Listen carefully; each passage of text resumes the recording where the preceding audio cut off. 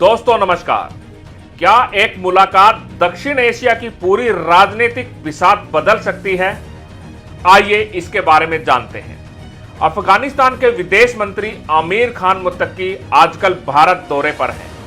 यह दौरा सिर्फ एक सामान्य राजनयिक यात्रा नहीं है, बल्कि यह 2021 में काबुल में भारतीय दूतावास बंद होने के बाद भारत और तालिबान के रिश्ते में आया एक ऐतिहासिक मोड़ है। आज के इस विश्लेषण में हम 3 बड़े सवालों के जवाब जानेंगे। पहला, क्या भारत अब तालिबान सरकार को गंभीरता से ले रहा है और इससे भारत को क्या सुरक्षा गारंटी मिलेगी? दूसरा, क्या इस नई दोस्ती से पाकिस्तान बेचैन हो उठा है? उसका प्रभाव क्यों कम हो रहा है और ऑपरेशन सिंदूर का क्या मतलब रह गया है? तीसरा, क्या अमेरिकी राष्ट्रपति डोनाल्ड ट्रंप के विरोध के पीछे का पूर्ण रणनीतिक कारण क्या है और इसमें रूस का स्टैंड क्या है? तो चलिए शुरू करते हैं दक्षिण एशिया के इस सबसे बड़े पावर प्ले का विश्लेषण। सबसे पहले हम बात करते हैं भारत के बदलते रुख की। क्या भारत ने अब तालिबान को आधिकारिक मान्यता दे दी है? जवाब आता है नहीं, बिल्कुल नहीं। लेकिन जैसा कि जेएनयू के एक प्रोफेसर बताते हैं, यह बातचीत कई मायनों में अहम है। भारत को अब यह एहसास हो चुका है कि तालिबान अब सिर्फ काबुल का चेयरमैन नहीं है, यह ऐसी सत्ता है जो अफगानिस्तान में लंबे समय तक रहने वाली है और करीब करीब सारे गुटों को साथ लेकर चल भी रही है। पहले की हामिद करजई सरकार पश्चिमी देशों पर बहुत ज्यादा निर्भर थी, जिसका फायदा पाकिस्तान ने बहुत उठाया। लेकिन हमें यह नहीं भूलना चाहिए कि अब हमारे सामने एक मजबूत अफगानिस्तान सरकार है जो तालिबान चला रहा है। यही कारण है कि भारत ने अपनी बैकडोर डिप्लोमेसी को फ्रंट डोर पर ला दिया है। मंत्रियों का यह दौरा स्पष्ट संदेश देता है कि भारत तालिबान को अफगानिस्तान की प्रतिनिधि संस्था के तौर पर स्वीकार कर रहा है। एक सवाल है जो मेरे जहन में दौड़ रहा है, इस मुलाकात का एजेंडा क्या है? विदेश मंत्रालयों के सूत्रों के अनुसार बातचीत का केंद्र व्यापार, मानवीय सहायता और सुरक्षा है। उनके अनुसार ड्राई फ्रूट एक्सपोर्ट को बढ़ाना और सबसे महत्वपूर्ण चाबहार पोर्ट को पूरी क्षमता से इस्तेमाल करना। इसके साथ साथ अफगानिस्तान के नागरिकों के लिए वीजा की प्रक्रिया आसान करना और क्षेत्रीय सुरक्षा, आतंकवाद पर रोक, खासकर तहरीके तालिबान के खतरे के मद्देनजर रखते हुए। यह बातचीत भारत के लिए एक अनिवार्य कदम है। अगर भारत पीछे रहता तो उसे फियर ऑफ मिसिंग आउट का भी डर था। जब रूस, चीन और अमेरिका जैसी बड़ी शक्तियां बात कर रही हैं तो भारत का अलग थलग रहना उसके दक्षिण एशियाई हितों को प्रभावित कर सकता था। अब देखते हैं कि इस दोस्ती से दोनों को क्या क्या फायदे हैं। जहां तक अफगानिस्तान की बात करें तो अफगानिस्तान भारत के जरिए अपने ऊपर लगे अंतर्राष्ट्रीय प्रतिबंधों को कम कराना चाहेगा और अफगानिस्तान भारत के साथ अच्छे संबंध अफगानिस्तान को पश्चिम तक पहुंचाने में भी मदद करेंगे, क्योंकि भारत यूरोप और अमेरिका के लिए एक विश्वसनीय ब्रिज का काम कर सकता है। तालिबान यह भली भांति जानता है। अभी हाल ही में आए भूकंप में भारत ने राहत सामग्री भेजकर एक बार फिर अपने पड़ोसी धर्म की भूमिका निभाई और जिससे तालिबान सरकार बहुत खुश भी है।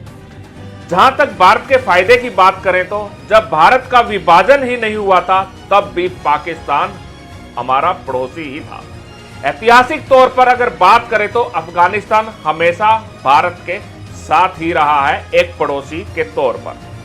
भारत की सबसे बड़ी चिंता है कि उसकी जमीन पर आतंकी गतिविधियां न हो।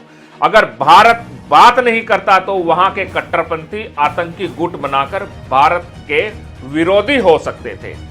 यह दौरा तभी सफल होगा जब तालिबान यह भरोसा दे कि वह अपनी जमीन का इस्तेमाल भारत के खिलाफ आतंकी गतिविधियों में नहीं होने देगा। यह भारत के लिए सबसे बड़े इम्तिहान की बात भी होने वाली है।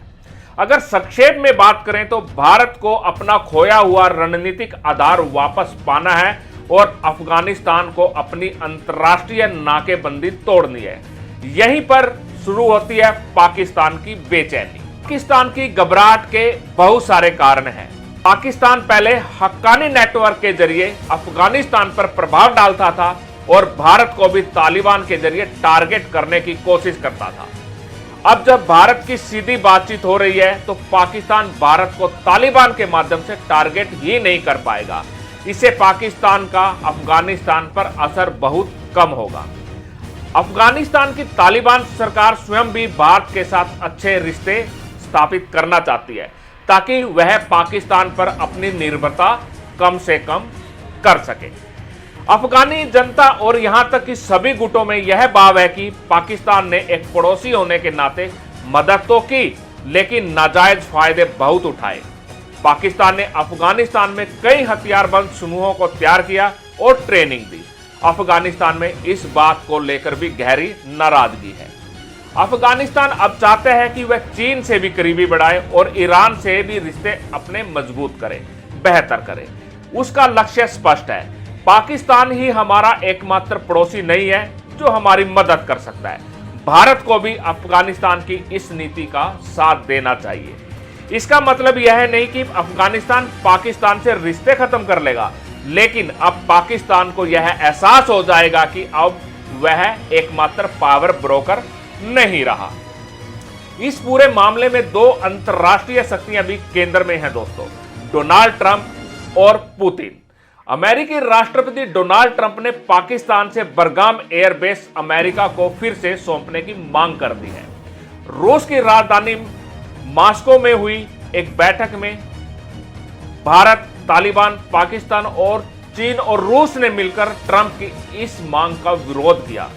भारत का यह स्टैंड तालिबान के समर्थन में है और अमेरिका को चुभने वाला है। यह भारत की स्वतंत्र विदेश नीति को दिखाता है दोस्तों। भारत किसी भी देश को अफगानिस्तान में मिलिट्री बेस बनाने के खिलाफ है। रूस इस बात को बहुत सकारात्मक तरीके से लेने वाला है क्योंकि वह चाहता है कि भारत भी तालिबान के साथ अच्छे संपर्क बढ़ाए।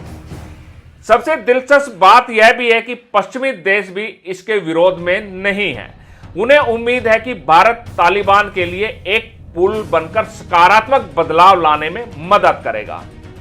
इस पहल का विरोध सिर्फ पाकिस्तान करने वाला है जो जग जाहिर है। ऑपरेशन सिंदूर के बाद दक्षिण एशिया की राजनीति काफी बदल गई है दोस्तों। भारत के लिए जरूरी है कि वह नेपाल, बांग्लादेश, मालदीव और श्रीलंका जैसे पड़ोसी देशों से बेहतर संबंध बनाए।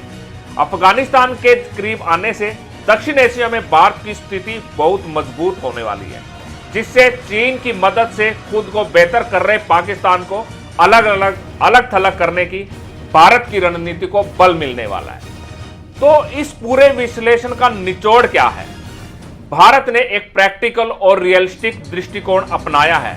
तालिबान की अफगानिस्तान में वास्तविक सत्ता है और उससे बात करना भारत की सुरक्षा और व्यापार हितों के लिए अनिवार्य हो गया है। भारत को बेहद सतर्क भी रहना होगा। पाकिस्तान से तालिबान के रिश्ते खत्म नहीं होंगे, लेकिन भारत के पास भरोसा जीतने का यह सबसे एक अच्छा मौका भी है। तालिबान अब मजबूत है, इसलिए अगर भारत कोई समझौता करता है तो उसे पूरा अफगानिस्तान मानेगा। यदि भारत अफगानिस्तान को इस बात के लिए राजी कर लेता है कि वह अपनी जमीन का इस्तेमाल भारत के खिलाफ किसी भी आतंकी गतिविधि के लिए नहीं होने देगा, तो यह एक सफल दौरा माना जाएगा। यह मुलाकात दक्षिण एशिया में भारत की स्थिति को अत्यंत मजबूत करेगी और पाकिस्तान को स्पष्ट संदेश देगी कि अफगानिस्तान अब केवल उसकी रणनीतिक गहराई नहीं है और ट्रंप की अमेरिका को भी यह संकेत है कि भारत अपनी स्वतंत्र विदेश नीति पर आज भी कायम है। भारत और तालिबान के रिश्ते एक नए जटिल भू राजनीतिक दौर में प्रवेश कर रहे हैं। यह सिर्फ दो देशों की नहीं बल्कि पूरे दक्षिण एशिया के भविष्य की दिशा तय करने वाले हैं।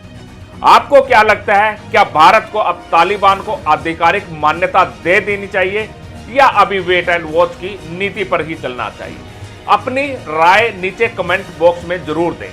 अगर आपको यह विश्लेषण पसंद आया हो तो इस वीडियो को लाइक करें, अपने दोस्तों के साथ शेयर करें और ऐसे ही गहरे भू राजनीतिक विश्लेषण के लिए चैनल को सब्सक्राइब करना न भूलें। मिलते हैं अगले विश्लेषण में। नमस्कार।